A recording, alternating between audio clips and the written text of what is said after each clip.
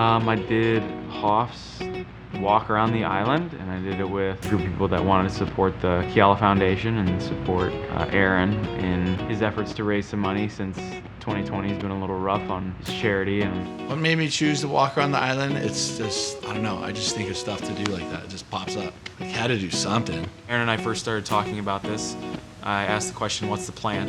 And, you know, I got that there is no plan. The funny thing was hashtag plan, no plan or whatever, and I'm like, it's cool if it's a 10-mile walk, but 70 miles I gotta figure it out. So I'm like, all right, I brought wet wipes. I'm just a guy that decided to come over here and walk 70 miles with another guy. I had no clue what the hell we were doing. That's what made it fun.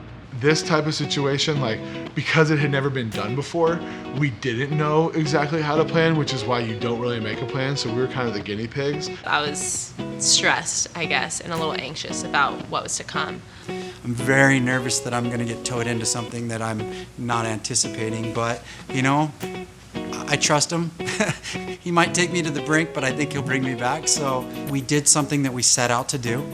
We did it in a Hoffy way, right? Kind of went in, I just really didn't have a plan, or, you know, and I just know God has a plan.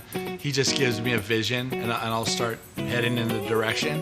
And I know it's always going to be good. I always tell people in business that the sign of a good boss is someone who changes the plan early and often, and the sign of a good employee is someone who has a hard time with the plan changing. And there's two different kinds of people, and they're both great kinds of people. I think each moment, each day presented something different that you needed. So I think it's really unique and beautiful that you can see at certain points in the walk, there were different needs. We faced things and we had to deal with them. This whole thing was kind of how life is. We don't always have a plan. Stuff comes up, we adapt and we overcome and we lift each other up, and that's the way it should be. You know, I watch the people around me who helped build this, and it's hard. You know, it's probably one of the hardest things they'll probably ever do in their lives, you know, create something with me. Just told myself, you can put your head down and you're just gonna walk.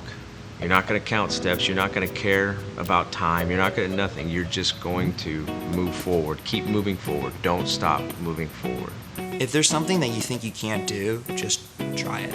And don't go into it thinking you're gonna quit. Just go into it thinking you're gonna like push through it and then see what happens. Whatever he's gonna do, you're gonna do. Don't get caught up in the details. It's gonna fluster you and frustrate you to not know where you're stopping and not know when you're gonna get food. Wait, but slippers invented shoes is stupid. Really none of that matters, because this isn't about you. It's not even about walking the 70 miles. It's just about doing this for him.